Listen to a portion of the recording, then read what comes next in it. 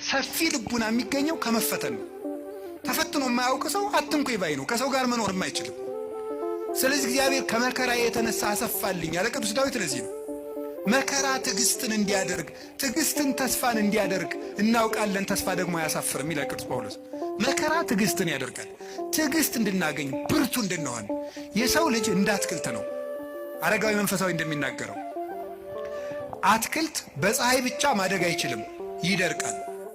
በዝናብ ብቻ ማደግ አይችልም፣ ሽባ ይሆናል።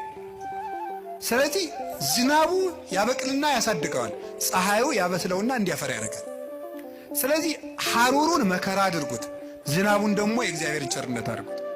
ሰው ሁልጊዜ ቸርነቱን ብቻ ቢያደርግለት መከራ ሳይመጣበት ብቻ ቢጠብቀው የሰው ልጅ ልፍስፍስ ይሆናል፣ ሰነፍ ይሆናል።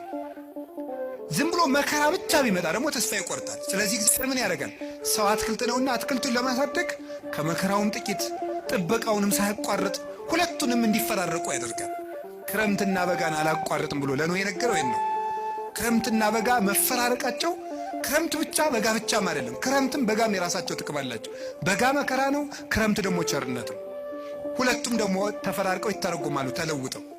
ስለዚህ እግዚአብሔር እንደዚህ የሚያደርገው ለምንድን ነው ሳለ እንድንበስል ከመመከራህ ለሃይማኖት ጥቅም ነው። ቅዱስ ጴጥሮስ እንደተናገረ ወርቅ የሚጠነከረው በመከራ ነው፣ ተፈትኖ ነው የሚጠነከረው። እኛም ጠንካራ ክርስቲያኖች እንድንሆን ስለሚፈልግ ክፉ ነገር ወደኛ እንዲመጣ ያደርጋል። ከቃሉ ጋር ናችሁ። እግዚአብሔር ከሁላችን ጋር ይሁን። ገበሬ እንዴት እርሻ እንደሚያስለምዱ ብታውቁ ተመስገን ነው። እኔ ገጠር ስላደኩኝ አባቶች ልጁን ቁጥቋጦ ለማስተማር አጣጥ አጋም የሚባል እሾህ አለ። እጁን ያስጨብጠዋል። እሾሁን ነው የሚያስጨብጠው እኮ ያዘው ይለዋል። ከዚህ በኋላ ምን ይሆናል? መጨረሻ ላይ በቃ ምንም ነገር እልፍ የማይበሳው ይኖረዋል ማለት ነው። ወታደሮችን እንዴት እንደሚያሰለጥኗቸው ታውቃላችሁ አይደል? የታየኸው መጽሐፍ ቅዱስ ነግሮኝ ነው እንጂ እኔ ወታደር አላየሁም። ክርስትና ከተመሰለባቸው ምክንያቶች አንዱ ምንድነው?